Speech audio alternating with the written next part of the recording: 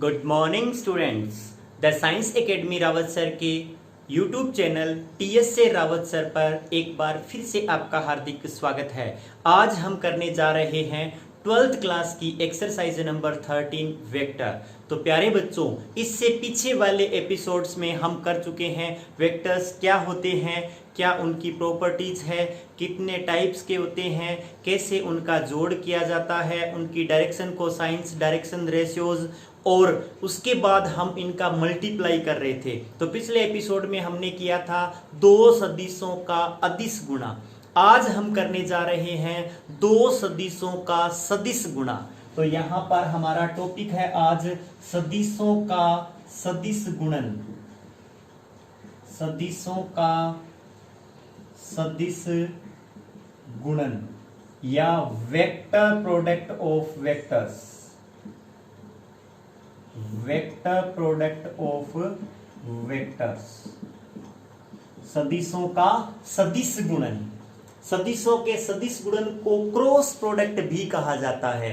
जैसे हमारा अदिश गुणा था उसको डॉट प्रोडक्ट के नाम से पुकारा जाता है, तो सदिशों के सदिश गुणन को क्रॉस प्रोडक्ट भी कहा जाता है। तो इसकी परिभाषा सबसे पहले, दो सदिशों का ऐसा गुणा जिसका रिजल्ट, जिसका परिणाम एक सदिश राशि प्राप्त होती है, सदिशों का सदिश गुणा कहलाता है। दो सदिशों का ऐसा गुणा जिसका परिणाम, जिसका रिजल्ट एक सदिश राशि प्राप्त होती है, सदिश गुणन कहलाता है। और जब अदिश राशि प्राप्त होती है तो वो क्या कहलाया था? अदिश गुणन कहलाया था। सदिश गुणन को क्रॉस द्वारा रिप्रेजेंट करेंगे। ये होता है A vector cross B vector. इसे निकालने का तरीका होता है ए वेक्टर का परिमाण इंटू बी वेक्टर का परिमाण into sine theta N cap, जहां थीटा ए वेक्टर व बी वेक्टर के बीच का कोण है।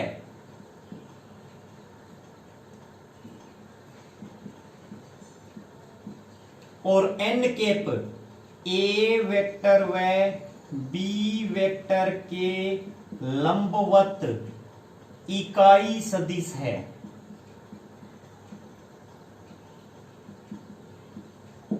दो महत्वपूर्ण बातें हैं यहाँ पे। A vector cross B vector होता है ए का परिमाण इंटू बी का परिमाण into sine theta into N cap. Theta होता है ए वेक्टर व बी वेक्टर के बीच का कोण, और एन कैप होता है दिशा दर्शाने वाला इकाई सदिश यहाँ पे। और एन कैप की एक खासियत होती है कि ये ए वेक्टर और बी वेक्टर दोनों के लंबवत इकाई सदिश होता है। तो कभी भी क्वेश्चन में दो वेक्टर देकर उनके लंबवत अगर सदिश पूछा जाए तो उसका हम क्या करते हैं? क्रॉस प्रोडक्ट करते हैं। ये बात हमेशा ध्यान में रखने वाली है। दिए गए सदिशों के लंबवत सदिश ज्ञात करो तो दोनों सदिशों का क्रॉस प्रोडक्ट कर दोगे। दिए गए सदिशों के लंबवत इकाई सदिश ज्ञात करो तो दोनों का क्रॉस प्रोडक्ट करके उसका इकाई सदिश ज्ञात कर लेते हैं। अब यहां पर थीटा की अलग अलग कंडीशन बनेगी, जैसे हमने कोस वाले में भी किया था, अदिश गुणा में भी किया था, तो वही चीज यहां भी करने जा रहे हैं। सबसे पहले बात करते हैं केस फर्स्ट की। एंगल निकालना हो तो साइन वाला थोड़ा सा लेंथ ही पड़ता है फॉर्मूला, इसकी वजह से हम किसका उपयोग कर लेते हैं? डॉट प्रोडक्ट का, अदिश गुणा का ही उपयोग कर लेते हैं। इसकी सहायता से एंगल निकाला जा सकता है, लेकिन फॉर्मूला लेंथ ही होता है इसलिए हम नहीं निकालते हैं। केस फर्स्ट, जब थीटा बराबर 0 डिग्री हो, यानी ए वेक्टर और बी वेक्टर आपस में समांतर हो, तो यह आ जाएगा ए वेक्टर क्रॉस बी वेक्टर बराबर ए का परिमाण इंटू बी का परिमाण साइन 0 एन कैप। साइन 0 की वैल्यू क्या होती है? 0। तो इसका मतलब ए वेक्टर क्रॉस बी वेक्टर बराबर क्या हो जाएगा? 0 हो जाएगा। यदि दो सदिश समांतर हो तो उनका क्रॉस प्रोडक्ट सदिश गुणा हमेशा क्या होता है? 0 होता है। तो इसका मतलब आई कैप क्रॉस आई कैप बराबर जे कैप क्रॉस जे कैप बराबर के कैप क्रॉस के कैप बराबर क्या होता है? 0 होता है। आई का आई से गुणा हमेशा 0 क्रॉस प्रोडक्ट में। डॉट प्रोडक्ट में आई कैप डॉट आई कैप एक होता था, लेकिन यहां पर आई कैप क्रॉस आई कैप क्या हो जाएगा, जीरो। जे कैप क्रॉस जे कैप जीरो, के कैप क्रॉस के कैप जीरो, क्योंकि प्रत्येक सदिश का अपने आप के साथ कोण 0 डिग्री होगा और साइन 0 की वैल्यू हमेशा कितनी होती है, 0 होती है। तो इस वजह से ये यहां पर किसी भी सदिश का अपने आप के साथ सदिश गुणन हमेशा 0 प्राप्त होता है। इसी प्रकार हमारे पास आता है केस सेकंड, जब थीटा की वैल्यू 90 डिग्री हो, यानी ए वेक्टर और बी वेक्टर आपस में लंबवत हो, तो ये आता है A cross B is equals to A का परिमाण इंटू बी का परिमाण साइन 90 एन कैप, यानी ये आ जाएगा ए वेक्टर क्रॉस बी वेक्टर बराबर ए का परिमाण इंटू बी का परिमाण एन कैप। तो दो सदिश अगर लंबवत हो तो उनका सदिश गुणा उनके परिमाणों का गुणा, जो उसका परिमाण आता है उनके गुणा के बराबर उसका परिमाण आएगा, और उसकी दिशा है वो दोनों के लंबवत होगी। तो इस चीज को जब हम यहां प्रयोग करें तो आई कैप क्रॉस जे कैप बराबर आता है आई कैप का परिमाण इंटू जे कैप का परिमाण into N cap. N cap I cap व एन कैप आई कैप व जे कैप के लंबवत इकाई सदिश है। एन कैप है वो आई कैप व जे कैप के लंबवत इकाई सदिश है, क्योंकि एन कैप ए व बी दोनों के लंबवत इकाई सदिश होता है। तो यहां ए के स्थान पर आई कैप लिया है, बी के स्थान पर जे कैप लिया है, तो दोनों का परिमाण एक एक होता है। अब ध्यान से देखो, आई और जे दोनों के लंबवत इकाई सदिश कौन होता है, के कैप। तो ये आ जाएगा आई कैप क्रॉस जे कैप बराबर होता है के कैप के। अब दूसरी बात और, साइन के अंदर दिशा का प्रभाव पड़ता है। अगर हम जे कैप क्रॉस आई कैप करें तो ये आएगा जे कैप का परिमाण के कैप का परिमाण साइन माइनस 90 एन कैप, क्योंकि ये होती है हमारे पास डायरेक्शन तीनों की। ये इस साइड में आई कैप, इस साइड में आता है जे कैप, इस साइड में के कैप। जब हम आई का जे से गुणा करते हैं, घड़ी के विपरीत दिशा में चलते हैं, तो कोण है वो पॉजिटिव होता है। जब हम जे का आई से गुणा करते हैं, घड़ी की दिशा में चलते हैं, तो कोण नेगेटिव होता है, और sine minus theta minus sine theta हो जाता है। ये नेगेटिव होने की वजह से J cap cross I cap, J cap cross I cap हो जाता है माइनस के कैप, यानी आई का जे से क्रॉस प्रोडक्ट प्लस का के कैप, जे का आई से डॉट क्रॉस प्रोडक्ट माइनस का के कैप होता है। घड़ी की विपरीत दिशा में गुणा करेंगे तो दो इकाई सदिशों का गुणा तीसरे के बराबर आएगा। घड़ी की दिशा में चल के करेंगे, क्लॉकवाइज चलेंगे, तो दो इकाई सदिशों का क्रॉस प्रोडक्ट माइनस में तीसरा इकाई सदिश आता है। तो ये वाली चीज, जैसे आई का आई से गुणा, जे का जे से गुणा 0 होता है, आई का जे से गुणा के होता है, जे का आई से गुणा माइनस के कैप होता है। इन सभी को आपके लिए आसानी करने के लिए हमारे पास होता है सारणिक डिटर्मिनेंट। आपको कुछ भी रटना नहीं है, डिटर्मिनेंट की सहायता से मैं आपको कैसे क्रॉस प्रोडक्ट करना है ये चीज सिखाने जा रहा हूं। जैसे हमारे पास कोई भी दो सदिश दिए गए हैं, पहला सदिश है ए वेक्टर बराबर, जैसे हमारे पास दो सदिश दे दिए जाते हैं। पहला सदिश है ए वेक्टर बराबर a1 आई कैप b1 जे कैप c1 के कैप। दूसरा है बी वेक्टर बराबर a2 I cap b2 J cap and c2 के कैप। हमें करना है A vector cross B vector, आपको एक सारणिक बनाना है आई कैप जे कैप के कैप। पहले सदिश के गुणांक इसमें आगे पीछे नहीं करने हैं क्योंकि क्रम का बहुत प्रभाव पड़ता है। फिर दूसरे सदिश के गुणांक a2 b2 c2। अब कर दीजिए इसका क्रॉस प्रोडक्ट, ए वेक्टर क्रॉस बी वेक्टर। इसमें डिटर्मिनेंट में सारणिक में क्या होता है, आई कैप के लिए इसकी पंक्ति और इसके स्तंभ को छोड़ो, इन दोनों का गुणा माइनस इन दोनों का गुणा, तो ये बनता है b1c2 माइनस c1b2, फिर माइनस जे कैप, इसके लिए इसकी पंक्ति और इसके स्तंभ को छोड़ो, इन दोनों का गुणा a1c2 माइनस c1a2, फिर प्लस में के कैप, इसके लिए इसकी पंक्ति और इसके स्तंभ को छोड़ो, इन दोनों का गुणा माइनस इन दोनों का गुणा, तो a1b2 माइनस में b1a2, इसको पॉजिटिव करूंगा मैं तो ये बन जाता है a vector cross b vector I cap b1c2 minus c1b2, plus करने के लिए अंदर से माइनस कॉमन निकाल लो, तो ये पहले लिख देते हैं c1a2 माइनस a1c2, फिर प्लस में के कैप a1b2 माइनस b1a2। बेटा अभी मैंने आपको समझाया था आई का आई से गुणा 0 होता है, आई जे का जे से गुणा क्रॉस प्रोडक्ट 0 होता है, के का के से क्रॉस प्रोडक्ट क्या होता है 0।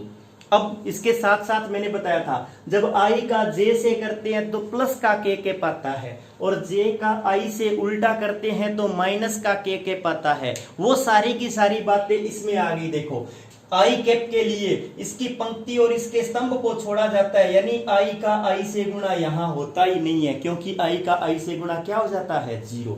अब देखो ध्यान से, जे का के से गुणा करोगे तो क्या बनना चाहिए प्लस का आई कैप। देखो जे का के से गुणा एंटी क्लॉकवाइज, इधर एंगल पॉजिटिव होता है, तो जे क्रॉस के करते हैं तो प्लस का आई कैप बनता है, और अगर के क्रॉस जे करें तो माइनस का आई कैप बनना चाहिए। तो ध्यान से देखो ये जे के गुणांक है b1c2 प्लस का है, और के क्रॉस जे करते हैं तो c1b2 माइनस का है, अपने आप ही प्लस का आई कैप माइनस का आई कैप। यानी आपको दिमाग पर बिल्कुल भी लोड डालने की जरूरत नहीं है, कुछ भी चीज रटने की जरूरत नहीं है।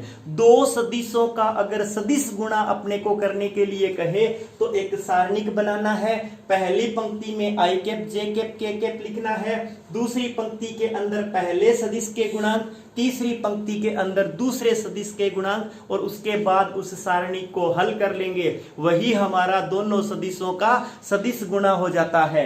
यानी बहुत ही आसान से तरीके से आप लोग इसका गुणा कर सकते हो। फॉर एग्जाम्पल, जैसे मैं आपको एग्जाम्पल लेकर समझाने जा रहा हूं कि अगर हमारे पास दो सदिश आ जाए तो उनका सदिश गुणा कैसे किया जाता है।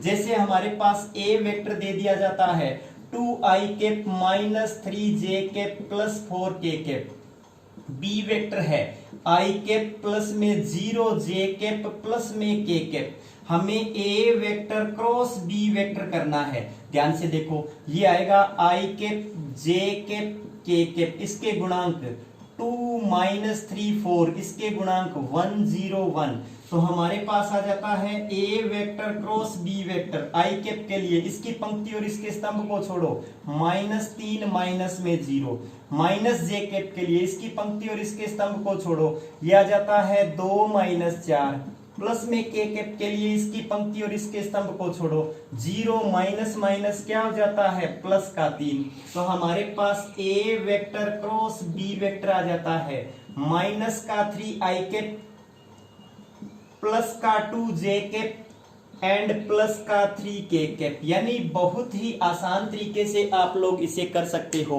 पहली पंक्ति में आई कैप जे कैप के कैप लिखना है, दूसरी पंक्ति में पहले सदिश के गुणांक और तीसरी पंक्ति में दूसरे सदिश के गुणांक।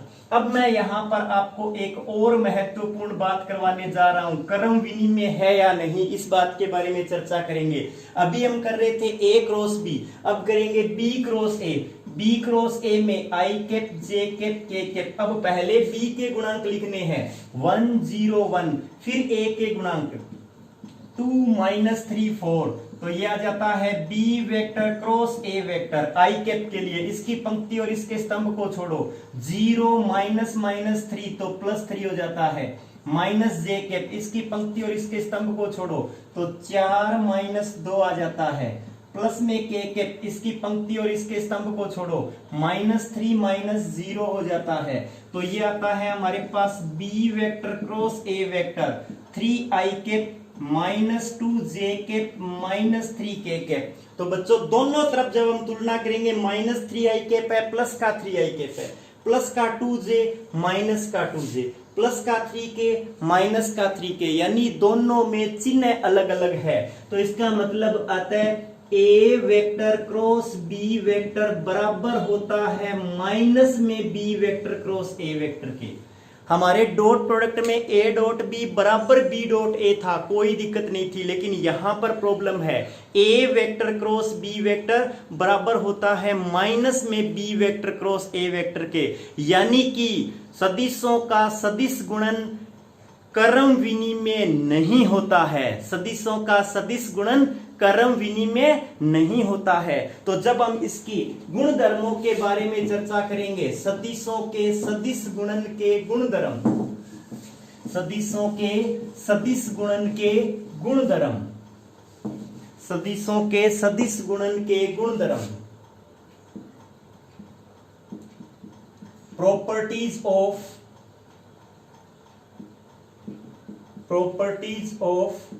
वेक्टर प्रोडक्ट ऑफ वेक्टर्स, सदिशों के सदिश गुणन के गुणधर्म, properties of vector product of vectors.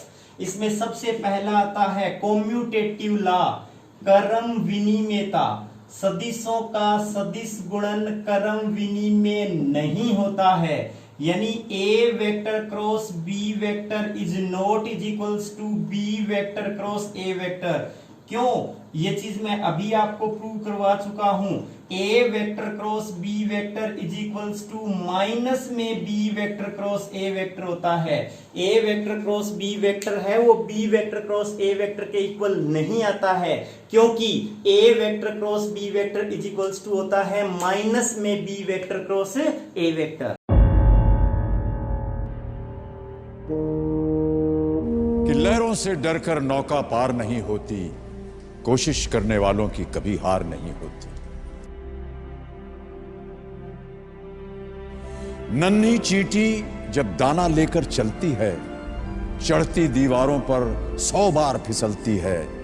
मन का विश्वास रगों में साहस भरता है, चढ़कर गिरना गिरकर चढ़ना ना अखरता है। आखिर उसकी मेहनत बेकार नहीं होती, कोशिश करने वालों की कभी हार नहीं होती। डुबकियां सिंधु में गोताखोर लगाता है, जा जाकर खाली हाथ लौट कर आता है।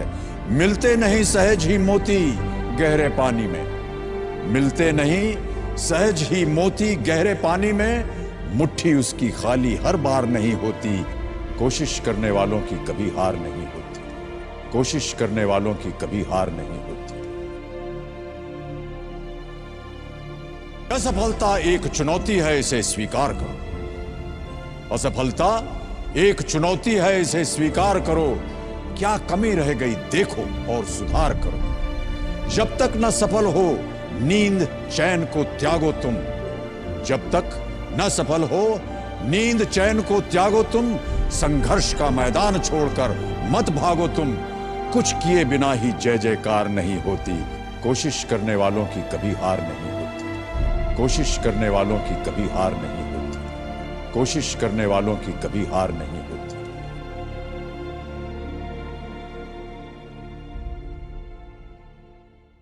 सदिशों के सदिश गुणन में क्रम विनिमयता का गुणधर्म नहीं पाया जाता है। साहचर्यता की चर्चा करेंगे हम 3 सदिशों के सदिश गुणन में। उसके बाद आता है बंटनता।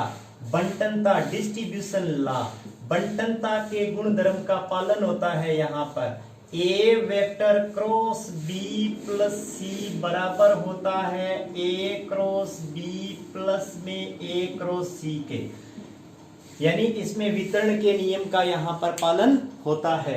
चाहे तो b प्लस सी करके a के साथ क्रॉस कर दो, चाहे पहले a क्रॉस b और a क्रॉस c करके उसको जोड़ दो, यानी क्रॉस है वो प्लस के ऊपर वितरित होता है। डिस्ट्रीब्यूशन लॉ का यहाँ पर पालन होता है।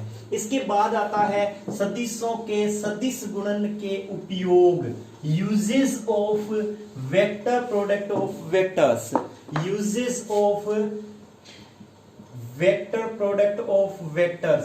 सदिश गुणों की, सदिशों के सदिश गुणन के उपयोग। इसके उपयोग क्या क्या है? सबसे पहला, समांतर चतुर्भुज का क्षेत्रफल, सदिशों के सदिश गुणन की सहायता से किसी भी समांतर चतुर्भुज का क्षेत्रफल ज्ञात किया जा सकता है। यदि किसी समांतर चतुर्भुज की दो क्रमागत या दो आसन भुजाएं दो सदिशों को व्यक्त करती है तो उस समांतर चतुर्भुज का क्षेत्रफल होता है उन दोनों भुजाओं के सदिश गुणन का परिमाण। यदि किसी समांतर चतुर्भुज की दो भुजाएं दो सदिशों को निरूपित करती है तो उन दोनों वेक्टरों के उन दोनों सदिशों के सदिश गुणन का परिमाण समांतर चतुर्भुज का क्षेत्रफल होता है। इसकी सहायता से त्रिभुज का क्षेत्रफल भी ज्ञात किया जा सकता है। त्रिभुज का क्षेत्रफल होता है अगर हमारे पास कोई भी त्रिभुज हो उसकी दो भुजाएं दो सदिशों को निरूपित करे तो त्रिभुज का क्षेत्रफल होता है 1/2 इंटू ए वेक्टर क्रॉस बी वेक्टर का परिमाण, जो सदिशों का सदिश गुणा करके उसके परिमाण का आधा त्रिभुज का क्षेत्रफल होता है। और कोई भी समांतर चतुर्भुज दो त्रिभुजों को व्यक्त करता है तो जब 1/2 नहीं लगाते हैं तो ये समांतर चतुर्भुज का क्षेत्रफल आ जाता है। तो इस प्रकार से आप सभी विद्यार्थी 13.3 एक्सरसाइज आसानी से कर सकते हो, जिसमें आपको दो सदिशों का सदिश गुणा करना होगा, उनके लंबवत सदिश ज्ञात करना होगा। इस प्रकार के छोटे छोटे क्वेश्चंस है। सभी विद्यार्थी घर बैठे बैठे अच्छे तरीके से क्वेश्चंस करेंगे। जिस भी क्वेश्चन या एग्जाम्पल में आपको प्रॉब्लम आती है मेरे व्हाट्सएप नंबर 9460102099 पर अपना क्वेश्चन नंबर या एग्जाम्पल नंबर लिखकर सेंड कर दीजिए। नेक्स्ट एपिसोड में आपकी प्रॉब्लम सोल्व कर दी जाएगी। जैसे इसमें एक क्वेश्चन मैं आपको इम्पोर्टेंट है वो करवाने जा रहा हूं, मुझे अलग प्रकार का लगा ये।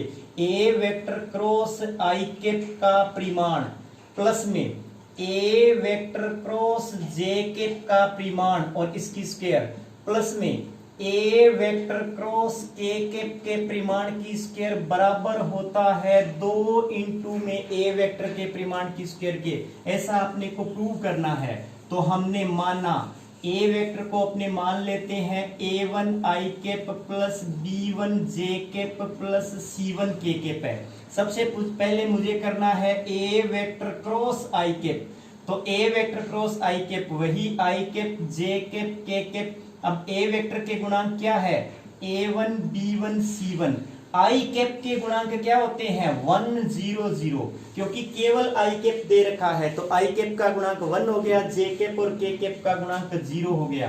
तो आई कैप के लिए इसकी पंक्ति और इसके स्तंभ को छोड़ो 0 - 0, माइनस जे कैप के लिए इसकी पंक्ति और इसके स्तंभ को छोड़ो 0 - c1, प्लस के कैप के लिए इसकी पंक्ति और इसके स्तंभ को छोड़ो 0 - b1। तो ये आ जाता है हमारे पास ए वेक्टर क्रॉस आई कैप, ये 0 हो गया। ये बनेगा c1 जे कैप माइनस b1 के कैप। अब मुझे इसके परिमाण की स्क्वायर निकालनी है। तो ए वेक्टर क्रॉस आई कैप के परिमाण की स्क्वायर ये आएगी c1 स्क्वायर माइनस में b1 स्क्वायर, यानी रिजल्ट बन जाता है A vector cross I cap के परिमाण की square c1 square plus b1 square, समीकरण नंबर 1। अब ध्यान से देखना सभी विद्यार्थी, ए वेक्टर का आई कैप से क्रॉस प्रोडक्ट उसमें a1 नहीं आया, क्या क्या आया है c1 और b1 आया, यानी आई कैप का गुणांक नहीं आया, b1 और c1 आ गया है। इसी प्रकार दूसरा करेंगे, हम लिखेंगे तो ए वेक्टर डॉट जी कैप यहां लिख दीजिए इसी प्रकार के परिमाण की स्क्वायर। तो अब की बार कौन नहीं आएगा b1 नहीं आएगा, तो क्या आ जाता है a1 की स्क्वायर प्लस c1 की स्क्वायर, समीकरण नंबर 2। और ए वेक्टर क्रॉस के कैप के परिमाण की स्क्वायर, के कैप का गुणांक कौन होता है c1, तो ये नहीं आएगा, ये आता है a1 square plus b1 square, समीकरण नंबर 3। 1 + 2 + 3 से 1 2 और 3 तीनों को जोड़ देते हैं तो ये आ जाता है हमारे पास ए वेक्टर क्रॉस आई कैप के परिमाण की स्क्वायर, ए वेक्टर क्रॉस जे कैप के परिमाण की स्क्वायर, ए वेक्टर क्रॉस के कैप के परिमाण की स्क्वायर बराबर। अब ध्यान से देखो जोड़ेंगे तो देखो a1 और a1 2 a1 square b1 square और b1 स्क्वायर, दो b1 स्क्वायर, c1 स्क्वायर और c1 स्क्वायर, दो c1 स्क्वायर, तो मैं दो कॉमन ले रहा हूं, a1 square plus b1 square plus c1 square, ये होता है अंडर रूट हो तो a का परिमाण होता है स्क्वायर है, अंडर रूट नहीं है तो मतलब a के परिमाण की स्क्वायर, यही हमें प्रूव करना था। इस टाइप का एक डॉट प्रोडक्ट में भी क्वेश्चन है हमारे, सेम ऐसे ही मानना है अपने को, फिर आई कैप से डॉट और बाहर आई कैप से गुणा, पूरा क्वेश्चन आसानी से कर लेना है। तो प्यारे विद्यार्थियों, लॉकडाउन का पालन करते हुए घर पे बैठे बैठे अच्छे से मैथमेटिक्स के क्वेश्चंस कीजिए, क्योंकि 3 मई के बाद जल्द ही आपके एग्जाम्स होने जा रहे हैं। जैसा हमारे माध्यमिक शिक्षा बोर्ड के थ्रू सूचना आ रही है, जल्द ही आपका टाइम टेबल भी जारी कर दिया जाएगा। तो हम प्रायिकता कंप्लीट कर चुके हैं पहले ही, अब वेक्टर कर रहे हैं, इसके बाद 3D करेंगे। जो विद्यार्थी अब तक नहीं जुड़े हैं वो टीएस से रावत सर हमारे यूट्यूब चैनल को सब्सक्राइब कर दीजिए और बेल आइकन का बटन दबा दीजिए, ताकि जैसे ही मैं कोई नया वीडियो अपलोड करूं आपके पास से तुरंत प्रभाव से पहुंच जाए। तो सभी को अच्छी शुभकामनाओं के साथ अभी लेते हैं एक ब्रेक।